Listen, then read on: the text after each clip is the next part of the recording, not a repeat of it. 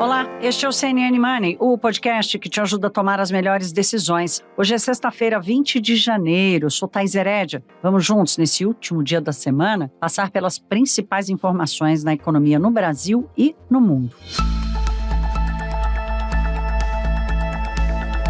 Minha gente, aqui no Brasil tem várias coisas acontecendo ao mesmo tempo. Fora do curso normal esperado de um governo que está começando, a provocação de desvio de atenção, de aumento de percepção de risco ou de alguma instabilidade econômica, ela tem partido do próprio presidente da República. E o capítulo mais recente é a provocação de Lula à independência do Banco Central. De novo esse assunto? Sim, de novo esse assunto, minha gente. Eu insisto porque a moeda é a maior instituição que um país pode ter. Eu costumo brincar, qual é a maior instituição do mundo? Tem muita gente que diz, é a igreja. Não, é o dólar. Ele é que determina como funciona a economia e a relação dos mais de 7 bilhões e meio de pessoas que estão espalhadas pelo mundo. Então, o Brasil tem essa conquista suada do real e o próximo passo é compreender de como o cuidado com a nossa moeda precisa estar absolutamente protegido de aventura ou de ideologias ou de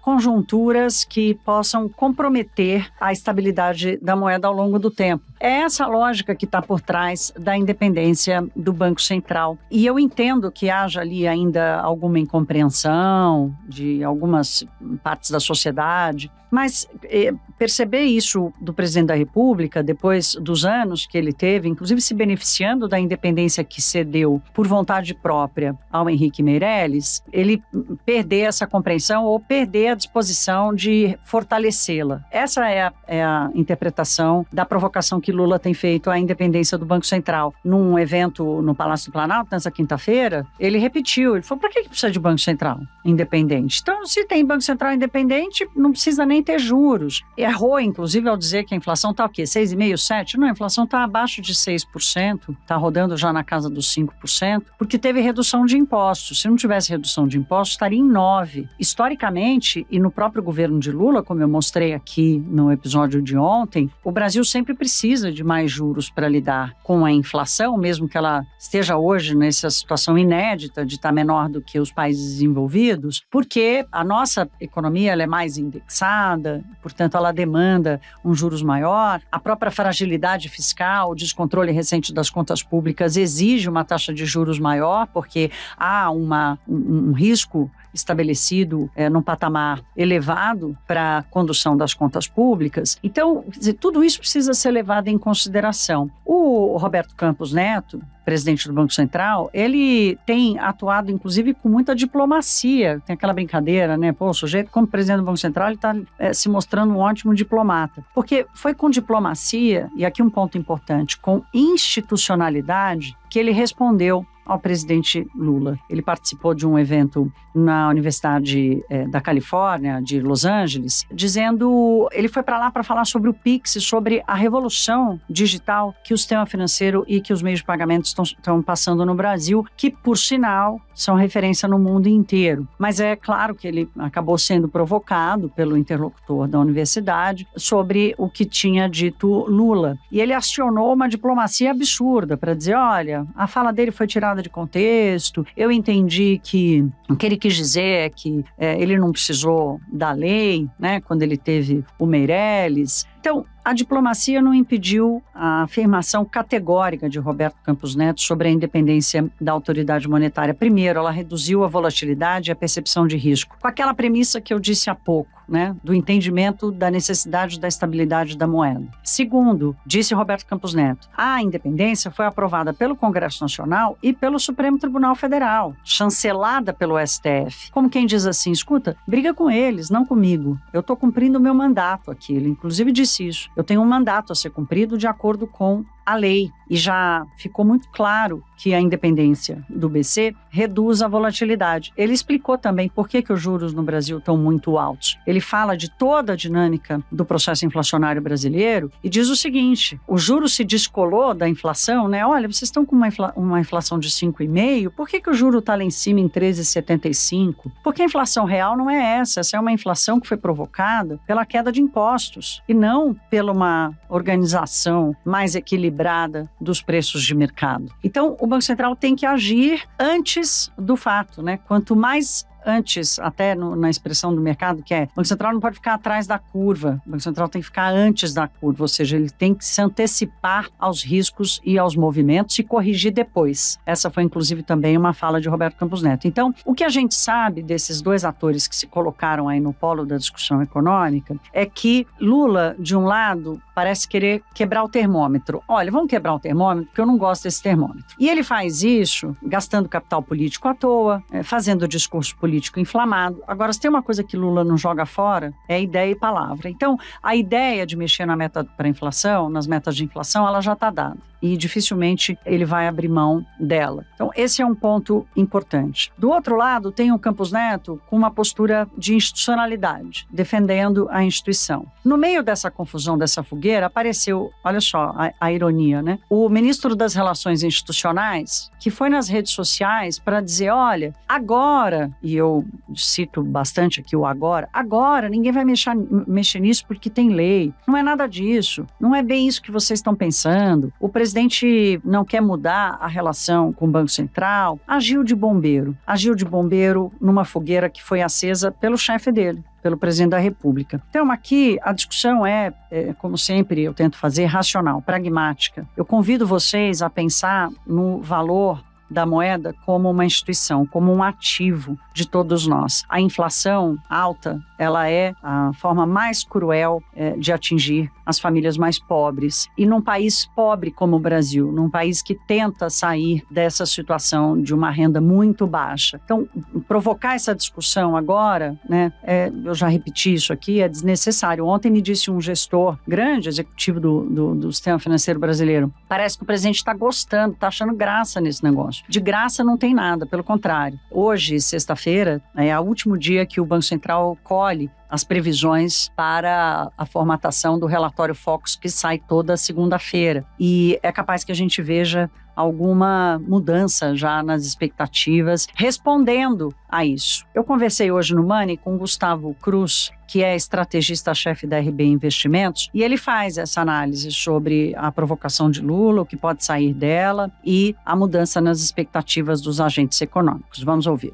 Eu entendo que o presidente Lula já deu sinais de que vai pedir para o Conselho Monetário Nacional revisar para cima a expectativa, a meta de inflação para os próximos anos. Então, aqui na RB a gente já revisou a expectativa de inflação para 2025 e 2026 para 4,5%, que foi o que ele mais ou menos sinalizou nessas entrevistas. Agora, não funciona muito bem você realmente pedir uma inflação mais alta, falar nos termos dele que funcionava melhor, por que os juros estão assim, por que a inflação está assim. Eu acredito que, na verdade, você estimula ainda mais o Banco Central do Campos Neto, que acaba no final de 2024, a ser mais conservador, a deixar as taxas de juros em níveis mais altos por mais tempo, a começar a cortar juros, se não esse ano, no ano que vem, cada vez mais para frente, para garantir que ele entregue pelo menos a inflação no teto da meta em algum dos anos. Esse ano vai ser difícil novamente, mas ano que vem acho que é totalmente crível. Então, você acaba dificultando. Acho que o Lula, quando ele critica a situação de juros e inflação, ele acaba piorando um pouco a situação, porque ele estimula o Banco Central a deixar as taxas mais altas e dá um recado para o mercado de que ele vai perseguir uma meta de inflação mais alta no longo prazo. Então, aí, várias casas vão começar a revisar, a gente vai ver o foco subindo, a expectativa de inflação para os próximos anos. Acredito que vai por esse lado, Thaís. Hoje é o dia X, né, Gustavo, que o Banco Central fecha a pesquisa Focus, e o Focus é como um transatlântico, ele não dá cavalo de pau, mas você já espera uma mudança um pouco mais intensa nas expectativas do Focus semana que vem? Eu acho que vai ser um processo que vai começar já na semana que vem. A gente vai ver, não para 2024, que ainda é o Campos Neto, mas a partir de 2025, expectativas de inflação um pouco maiores e provavelmente aí sim, 2023, 2024, expectativas de juros em patamares mais elevados. Tá aí, minha gente, o debate colocado e o compromisso da gente seguir nele, acompanhando os seus desdobramentos.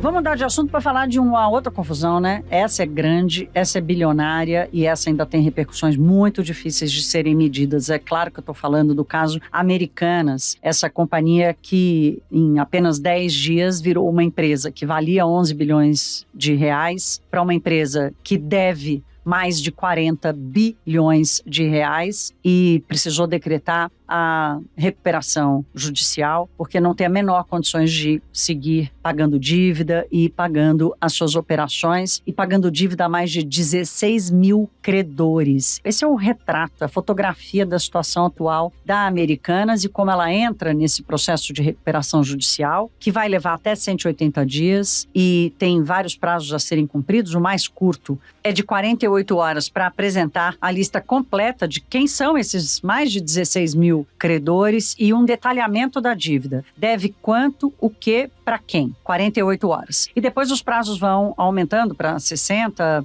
dias, 150 dias, 180 dias, para todas as etapas da recuperação judicial. E, enfim, era esperado, né? Acabou acontecendo. Foram apenas 9 dias daquele fato relevante que anunciou a saída de Real e a tal da inconsistência contábil de 20 bilhões de reais. A quantidade de coisa que tem para ser esclarecida ainda desse caso é um negócio, assim, absurdo, né? Tem muito mais informação a ser esclarecida do que o susto que a gente leva de ver o tamanho do problema que a Americanas já tinha. A gente só não sabia, o mercado só não sabia. Aqui tem reflexos no valor das debêntures, que estão nos fundos de investimento, que está caindo, no valor das ações. As ações da Americanas, a ação da Americanas já caiu mais de 90%. Saiu de R$12 de 9 dias atrás para R$1 de ontem. Agora pensa o seguinte, as ações caíram mais de 90% em 11 dias. Se ela subir de R$1,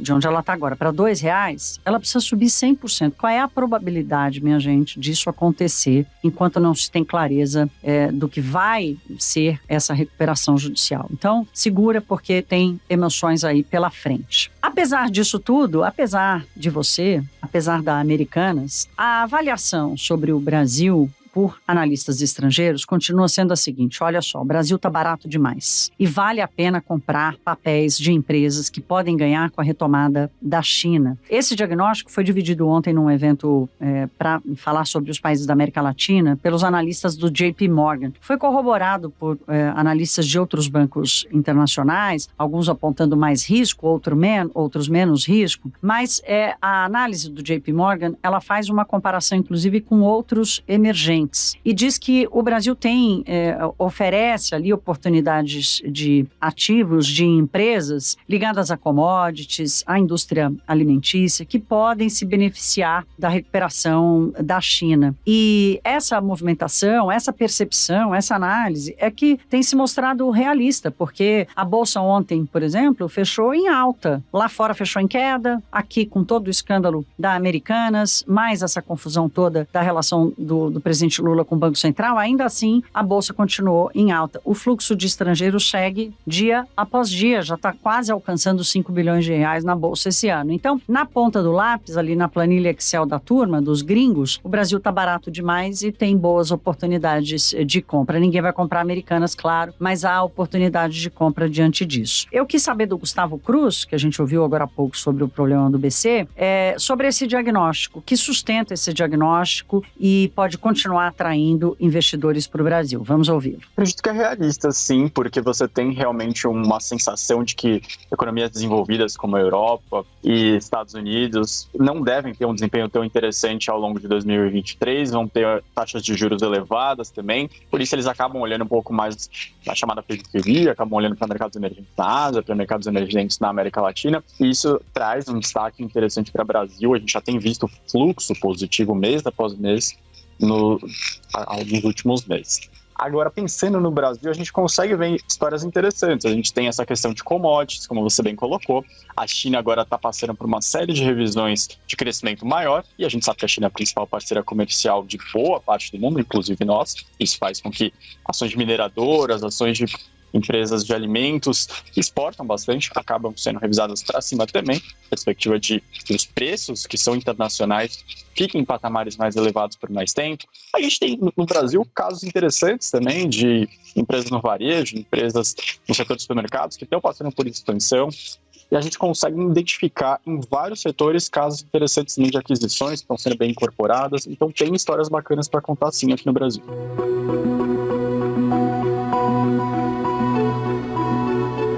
Turma, para a gente fechar o Money dessa semana, nós vamos terminar ouvindo o Américo Martins, nosso analista sênior correspondente em Londres. E ele vai falar de Londres, do que está acontecendo na França, mas com repercussões em toda a Europa. Vocês devem estar acompanhando a greve e as manifestações que estão acontecendo na França em função da proposta de reforma da Previdência que o presidente Emmanuel Macron quer fazer por lá. A grande mudança é na idade mínima para a aposentadoria, que lá é 62 anos e Macron quer subir para 64. Eu acho que é isso. O Américo Martins vai confirmar nessa análise. E o Américo nos dá uma noção dessa discussão, não só das forças políticas internas, do ambiente em que Emmanuel Macron vai travar essa batalha, mas também na comparação com o que está acontecendo no resto do mundo. Vamos ouvir o Américo para acompanhar essa discussão. Pois é, Thaís, o presidente Macron não tem maioria na Assembleia Nacional, que é o parlamento francês, mas espera aprovar essa reforma da Previdência com apoio da centro-direita e parte da direita menos radical. Porque tanto os populistas da esquerda radical como a extrema-direita da Anne-Marie Le Pen são contra a reforma. O problema é que a reforma é muito importante para a França, porque com o envelhecimento da população e com as pessoas vivendo muito mais tempo, com menos gente entrando no mercado de trabalho, obviamente aumenta o déficit da Previdência Social francesa, o que afeta muito as contas públicas do país. Emmanuel Macron já tentou aprovar essa reforma em 2019, depois ele teve que abandonar esse plano por conta da Covid, que era uma emergência muito maior, e agora ele volta com essa proposta. Só que as grandes centrais sindicais francesas, que são muito poderosas, colocaram entre 1 milhão e 2 milhões de trabalhadores nas ruas ontem, em greve geral e protestos, são contra essa reforma. E eles estão se mobilizando muito. Já prometeram, inclusive, uma nova movimentação no dia 31 de janeiro. Então, quando o ministro das Finanças diz que a greve de ontem não vai ter um impacto muito significativo na economia francesa, ele está parcialmente correto, porque a economia tem como absorver um dia de protestos. Mas as centrais sindicais vão chamar vários dias de protesto e aí sim você pode começar a ter um impacto mais significativo na economia francesa. E para completar, Thaís, mesmo que a reforma seja aprovada, os franceses ainda vão se aposentar antes e em melhores condições do que os seus parceiros europeus. A idade mínima para aposentadoria que o Macron está propondo agora é de 64 anos, a atual é 62, mas no resto da Europa, na maioria dos países, a idade mínima de aposentadoria são 65 anos. E existem casos como a Dinamarca de 67 anos. Então, mesmo com a reforma, os franceses ainda estariam em vantagem em relação aos parceiros europeus, Thaís. Olha, gente, o Brasil não vai escapar disso também não, tá? Quem avisa amigo é. Nós já fizemos a reforma da Previdência, aumentamos a idade da aposentadoria. O problema que a França vive, que os europeus vão atravessar, tem a mesma essência que a gente, mas é em circunstâncias muito diferentes, porque eles já ficaram ricos, eles já ficaram desenvolvidos, as pessoas já chegam para se aposentar numa situação muito melhor do que a maioria dos brasileiros aqui, mas nós também vamos precisar encarar vamos precisar encarar uma nova reforma da Previdência daqui a alguns anos, porque nós também estamos envelhecendo, em algum momento a idade mínima e as condições para aposentadoria no Brasil terão que ser revistas. Essa é uma realidade. Quais serão as condições para isso, a conjuntura política, a compreensão dessa mudança, a gente deixa para o futuro. Mas está colocado, como a própria Américo Martins disse, essa é uma atualização que vai ter que acontecer. Se o mundo realmente começar a envelhecer, como os demógrafos estão dizendo, essa é uma atualização que vai precisar acontecer, porque sem gente nova para pagar quem já está aposentado, a conta não fecha. O que fecha é o episódio dessa sexta-feira, mas ele volta e começa a próxima semana com vocês. Até lá, se cuidem, um beijo.